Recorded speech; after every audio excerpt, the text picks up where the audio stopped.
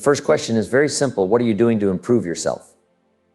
If you were to tell me, oh wow, let me tell you, I'm doing a lot to work on myself. I have a plan for personal growth and I make sure to focus on it every day.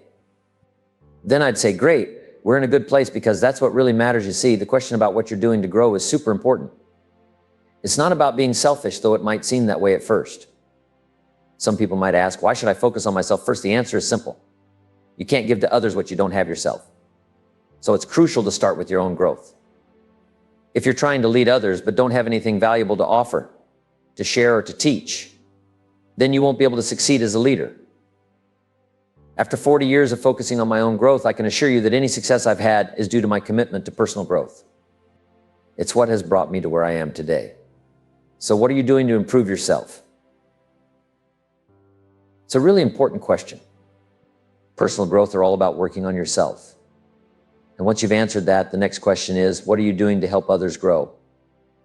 The first question is about laying the foundation for your future. The second question is about building on that foundation, multiplying your impact. This is how you can create a large, successful business, by knowing how to help other people grow. To truly understand the law of intentionality, we need to realize that you can't grow as a person and you can't help others grow unless you're deliberate about it. You don't need some grand vision or plan, just start somewhere. Maybe it's by improving your health or focusing on small changes. It's all about getting back on the right track, even if it's just a small step. For example, think about how quickly you can start improving your health. It could be as simple as eating an apple every day. We've all heard the saying, an apple a day keeps the doctor away. Let's say you've been dealing with health problems for a while, and you finally decide, that's it. I'm done with this. I'm going to start taking better care of myself. You don't need to completely overhaul your entire lifestyle all at once. Just start with one small thing, like eating an apple every day. You might wonder, is it really that easy to begin improving my health? And the answer is yes. It is. The key is to just start. Imagine picking up a book about healthy living. You get halfway through and the book tells you to stop reading and see how many push-ups you can do. Then it says, if you haven't done that, maybe this book isn't for you. It might seem like you're not going to follow through, but you don't need to do anything drastic. You can build momentum and make changes over time. The important thing is to begin. When you start moving in a new direction, something amazing happens. Your self-esteem begins to grow. It doesn't take much to start feeling good about yourself. Just commit to a small change and you'll start to feel better. For instance, deciding to eat an apple every day as part of a new health routine could be the first step toward becoming the healthiest version of yourself over the next 20 years. All you have to do is eat that first apple. You don't need to tell anyone or make a big deal out of it. Just take that first bite and think, this is the beginning of a health program that will make me so healthy that I'll have the energy to do whatever I want for the next 30 years. As you enjoy that apple, you'll start to feel happier and more confident, and your self-esteem will skyrocket. Imagine that you eat an apple on the second day and suddenly you feel almost thrilled, thinking, wow, I'm really doing this. Someone might ask, just 2 days, but they don't understand how important this is. Not only did you eat the apple yesterday, but you also did it again today. This consistency is proving something to yourself. Without any audience, without anyone watching, you've convinced yourself, I'm on my way to becoming the healthiest I've ever been. I'm starting a new life, and this is just the beginning. This is day 2, and I'm on my way. It's that simple to start changing your life. When it comes to improving yourself and getting better, you need to understand that it doesn't require being a genius. It doesn't take a lot of time. And it doesn't even require a lot of effort. But it does require intention. That's the key word here, intention. You won't automatically get better just by wishing it. You get better because you intentionally decide to improve. You need to move from being a person who just has good intentions to being a person who actually takes good actions. That's what makes all the difference. To really develop yourself, you have to stop just thinking about it and start doing it. In fact, while good intentions might sound nice, they are completely useless if you don't act on them. The phrase good intentions is one of the most overrated phrases out there. I know so many people who have good intentions, but they never achieve anything because they don't follow through with action. If you really want to develop yourself and get better, you need to start doing what you've been talking about. The moment you stop just talking about it and start taking action, that's when you truly start to change. I once had a friend named Randy who told me something I'll never forget. Jim, your words talk, but your actions speak much louder than your words. And he was absolutely right. So today, make the decision to become a person of action.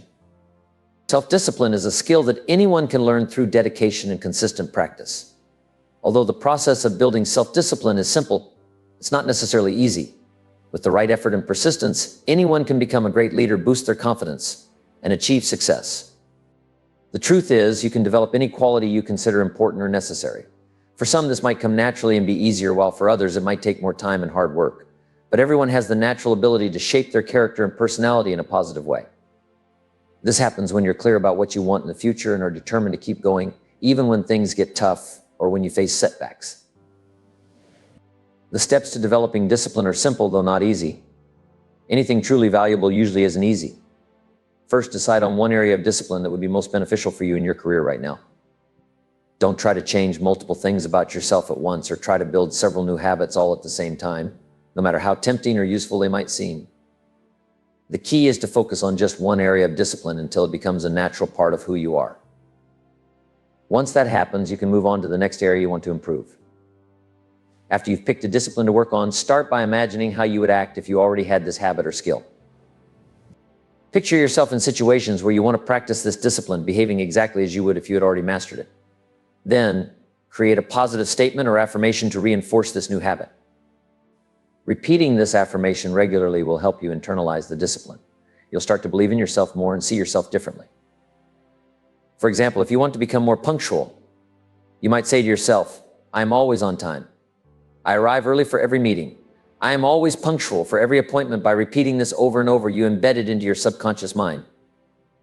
Eventually, your subconscious will push you to be on time for every meeting and appointment, because you've programmed yourself to believe that's just who you are. This practice not only builds your self-discipline, but also strengthens your self-confidence, helping you see yourself in a new and more positive way. Once you've chosen the discipline you want to work on, it's crucial to start off strong and stay committed.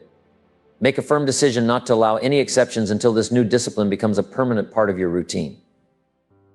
If you slip up or fall off track, don't get discouraged. Instead, immediately remind yourself of your goal by repeating your positive affirmation and get back on track right away. This is the only way to truly build and solidify the habit of discipline in that specific area. One of the best things about developing self-discipline is how closely it's connected to persistence. The more you persist in any activity, the more self-discipline and self-confidence you'll gain.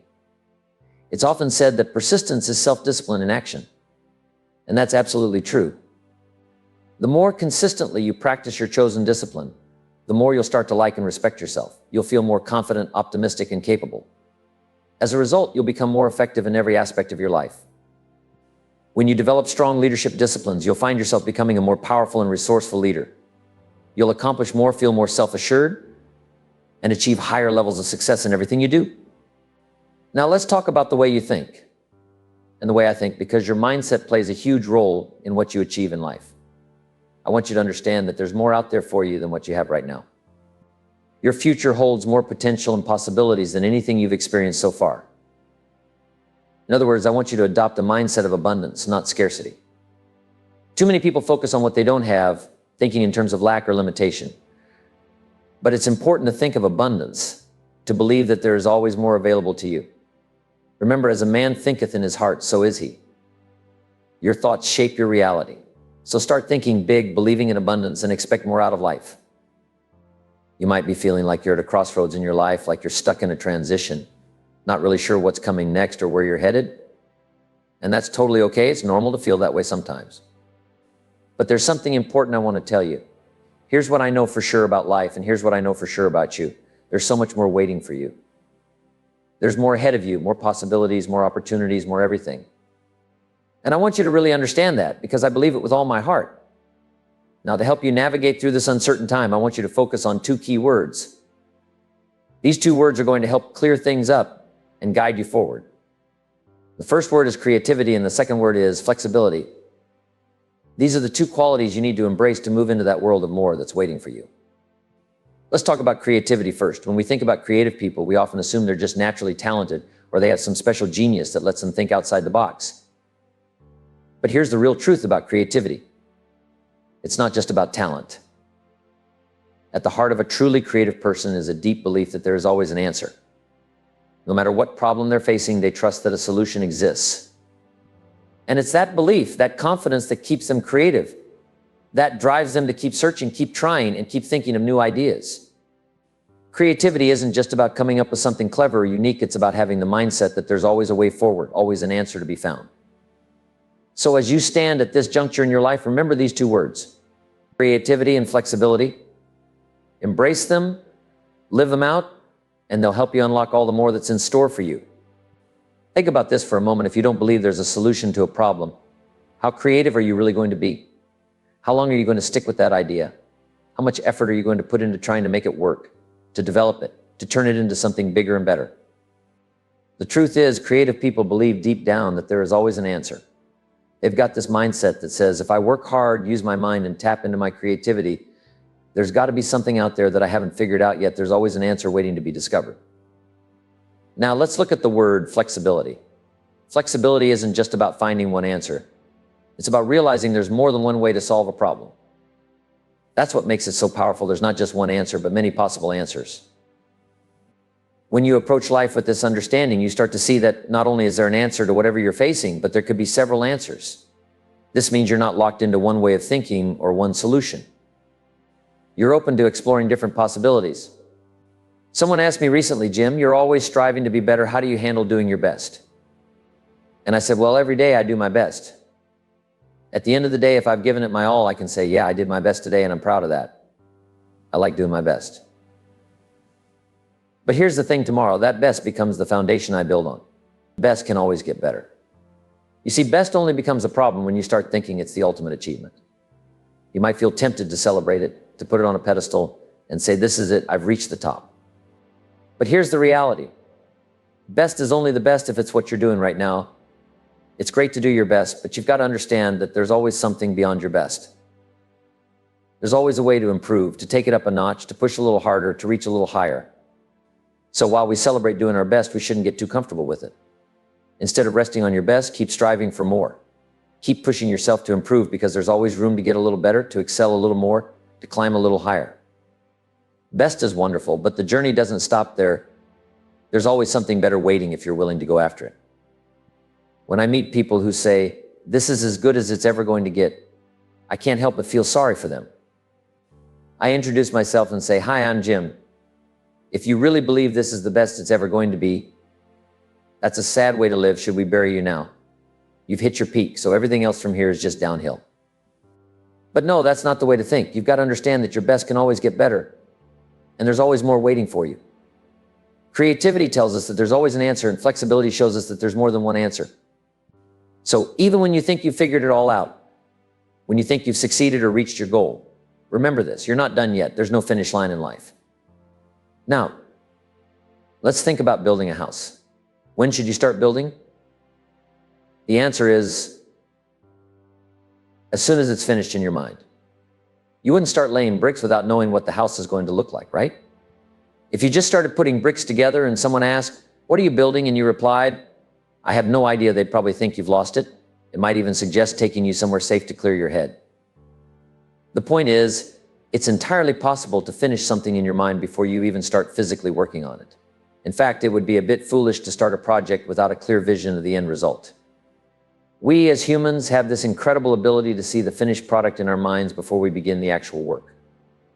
So before you start any new venture, take the time to visualize the end goal, make sure you've finished it in your mind, and then begin the process of bringing it to life. You've probably heard the old saying, don't count your chickens before they hatch. It's meant to remind us not to assume something will happen before it actually does. But here's the thing, we actually do have the ability to count those chickens before they hatch. Why? Because we have faith, we believe in ourselves, and we understand the law of averages. We know that out of a dozen eggs, a certain number are likely to hatch. It's possible to envision the outcome before it even begins. So let's talk about setting goals. When you're thinking about what you want to achieve, where you want to go, or the kind of person you want to become, start by looking into the future. Try to get a clear picture in your mind of what the finished goal looks like. Imagine yourself there, already having achieved it, already in possession of what you desire. I once worked with Bob Cummings, an old movie star, and he had some great advice. He said, decide what you want and then act as if you already have it. Being an actor, he knew a thing or two about acting. He meant that once you've decided on your goal, you should start behaving as though it's already yours.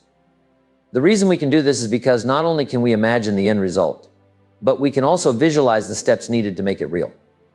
So as you set your goals, don't just think about the end, start acting like you've already achieved it. This mindset helps you stay motivated and focused because you're not just dreaming about the future.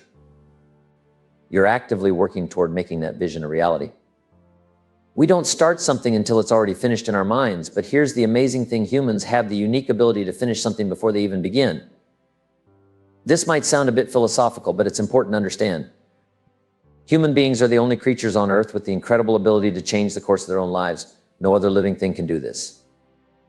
Every other life form operates purely on instinct and follows its genetic code. Take a goose, for example. When winter comes, the goose flies south. How often does it do this? Every single winter. Now, if you tried to tell a goose, hey, this year it might be better to fly west instead of south, it wouldn't listen to you. Why? Because it can't make decisions based on advice or choose a different path. The goose has to follow its instincts and the genetic code it was born with. But the humans are different from all other creatures on Earth. While animals and other life forms mostly act based on instinct and their genetic code, we humans have something special, something that sets us apart. We are not bound by instinct alone. We have the power to make choices, listen to advice, and change our direction if we believe it will lead to a better outcome. We as humans are not like that. We are not stuck on a single path. We have the freedom to decide where we want to go in life and how we want to get there. We can listen to others, learn from them, and make changes to our plans if we think it will help us reach our goals. This freedom to choose and change is one of the most powerful things about being human. It's important to remember that, as a human being, you have the unique ability to take control of your life. You can shape your future in ways that no other creature can. If you're not happy with where you're headed, you have the power to change course. If you see a better way to reach your goals, you can choose that path. You're not just following a predetermined path like animals do. You have the freedom to decide what's best for you and the ability to make it happen. So embrace this power and don't be afraid to make changes in your life. You have the unique ability to create the future you want.